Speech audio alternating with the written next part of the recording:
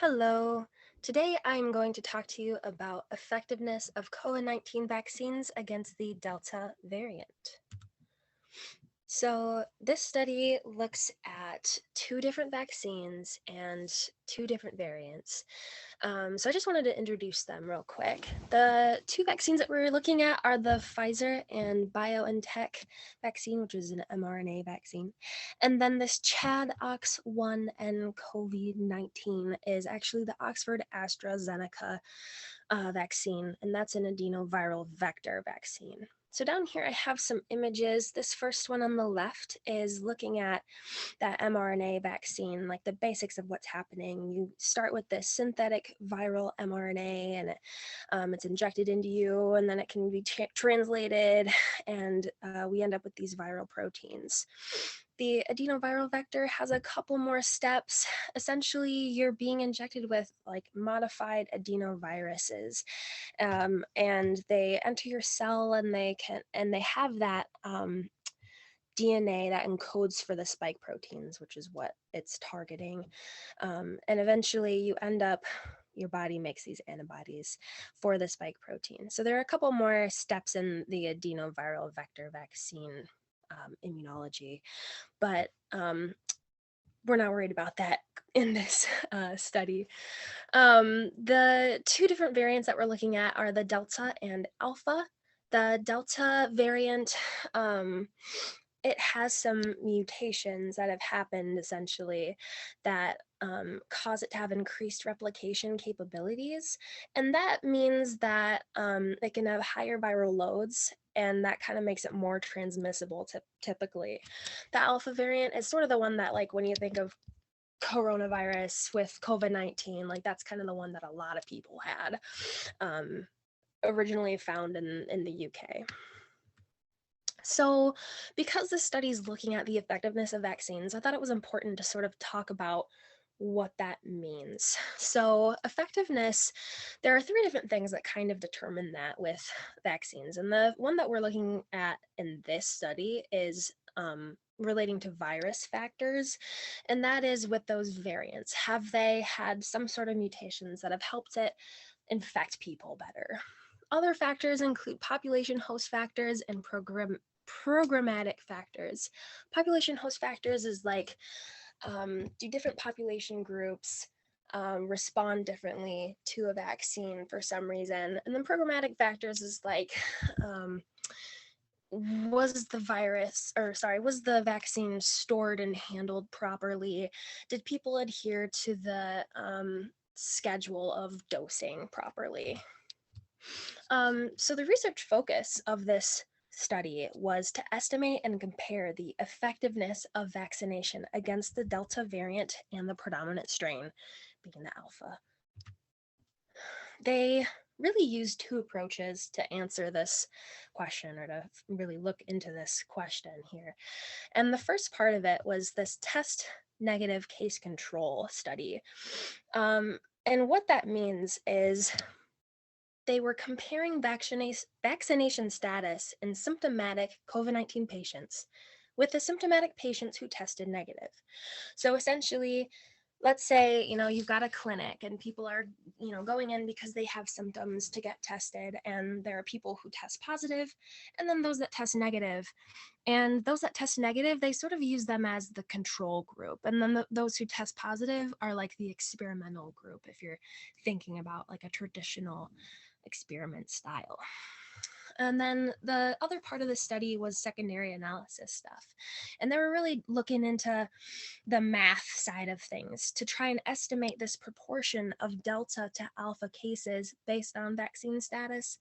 And essentially, what they were thinking was, if there was an equal proportion of Delta to Alpha cases, then that would mean that the vaccines would have equal effectiveness towards both strains. But if the proportion was different, where one was bigger than the other, then there must be a different level of effectiveness there. The method for them finding all of this data and really analyzing it comes down to really data pulling. So they had to figure out vaccine status. Did people have one dose or two? what kind did they have? And they got this information from public records. They also used the PCR results from the tests being done. What were they positive or negative for COVID? I'll talk a little bit more about that later in the next bullet point. They also used that PCR testing for like as a secondary indicator to see, is the spike gene status positive or negative, which would help them figure out was it alpha or delta. So then to go further than that, they didn't just use PCR because it wasn't, they'll talk about later, there were sometimes issues with accuracy. So they really used whole genome sequencing as the final decider on whether it was alpha or delta. Then the math part that I've sort of alluded to here is they use logistic regression to estimate the odds of having a symptomatic PCR confirmed case of COVID-19 among vaccinated people compared with unvaccinated. On this slide, I have a table which really encompasses what they were doing and what they found. So here on the left is vaccination status, unvaccinated, control number, case number. Then we have down here the Pfizer vaccine and the Oxford AstraZeneca vaccine. And then this any vaccine row here is really any, you could take that as either. So they were sort of combining and averaging out these two in this column. So the focus is really the Pfizer versus the AstraZeneca down here. And in these red boxes, I've put these are really the answers to their estimations that they were making.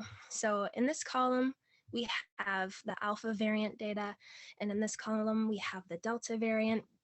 And you can see there are huge differences in the first dose and the second dose for both of the vaccines and both variants. You can also tell that the alpha effectiveness is higher than the delta across the board. And you can also see that there's a pretty big difference between the Oxford AstraZeneca vaccine versus the Pfizer. So overall effectiveness was higher against the alpha strain than the delta. There was better effectiveness seen after the second dose. It was a huge difference. And then the Pfizer BioNTech vaccine was overall more effective than the Oxford AstraZeneca vaccine. There was only one situation where that wasn't true, but they were still really close. And that was when you look at the first dose. The AstraZeneca was a little bit higher. So talking more about this figure here, I'm getting ahead of myself. This is looking at vaccine effectiveness, and then we've got the different vaccine categories here and dose 1 versus dose 2. And the blue points here represent the alpha variant data, and then the purple is for the delta variant. So you can see first dose, second dose is astronomically higher in effectiveness than the first dose for both kinds of vaccines. And you can also see the difference between the alpha and the delta, a little bit better effectiveness against the alpha. And between the Pfizer and the AstraZeneca, you can also tell that the Pfizer is typically a little bit higher. A couple issues or maybe loopholes with this study that even the researchers mentioned was that these were observational findings. So they recommend really using caution when you're interpreting this data. You can't just take this and say, this is by and large what this is gonna look like in a generalized population. They also, like I was kind of alluding to before, they were saying that there's a possibility of low sensitivity or specificity with the PCR testing, which could attenuate the data for positive versus negative cases, as well as determining that secondary indicator that they were using it for, the alpha versus the delta variants.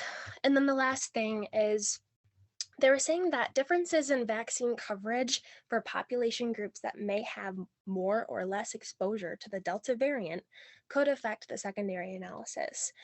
So, obviously, we know that this has been a pandemic and it's hitting a wide range of population groups. And if more Delta variant is found in certain areas that maybe vaccine coverage isn't equal, then that could skew that secondary analysis a little bit.